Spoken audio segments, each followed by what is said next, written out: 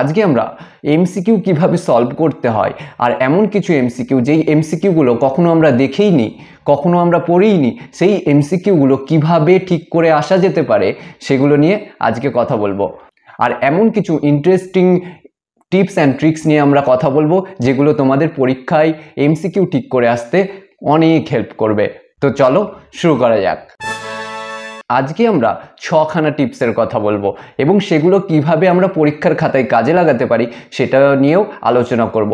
তো প্রথমে টিপসগুলো বলার আগে একটা কথা বলে রাখি যে ভুলটা আমরা সবাই করে থাকি, সেটা হচ্ছে যে আমরা ভালো করে প্রশ্ন এবং অপশনগুলোই পড়ি না।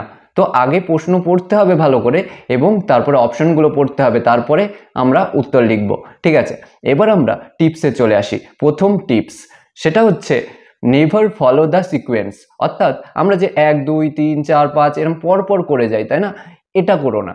এটা কেন করতে বারণ করছি? এর কারণ হচ্ছে যে আমরা প্রথমে অনেক সময় এমন দেখি প্রশ্ন কঠিন এসছে, কিন্তু আমরা সেই প্রশ্নটা নিয়েই পড়ে রয়েছি।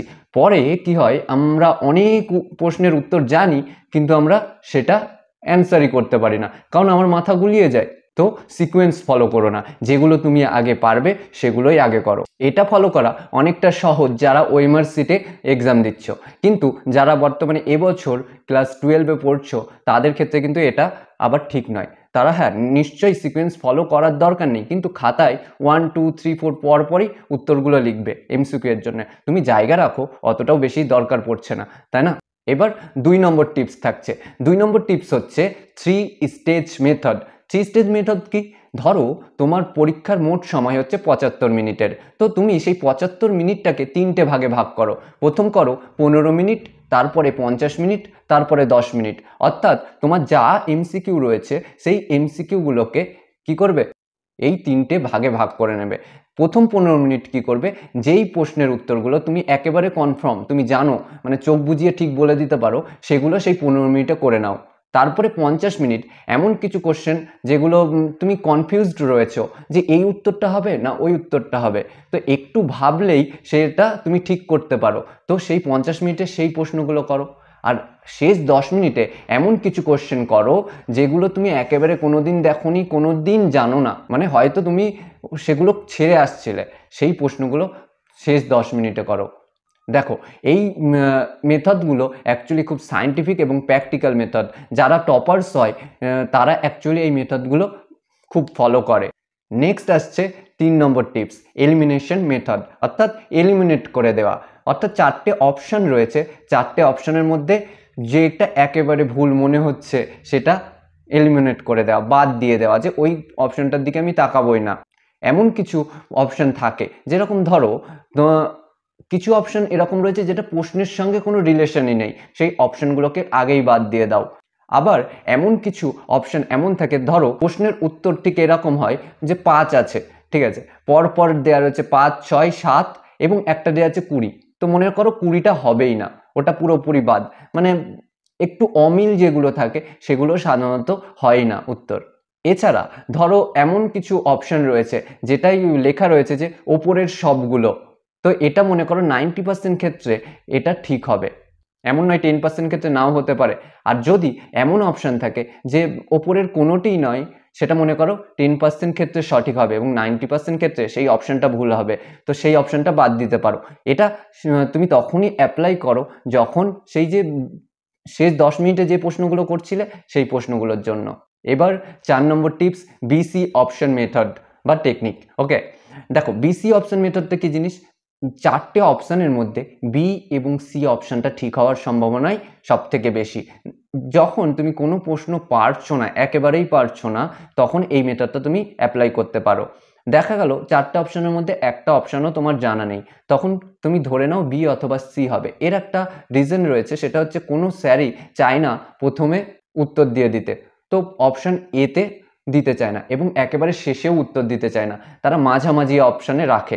তো তোমরা তখন অ্যাপ্লাই করতে পারো এই বিসি মেথড, এবং বিসি এর মধ্যে সব থেকে বেশি দেওয়ার চান্স হচ্ছে বি।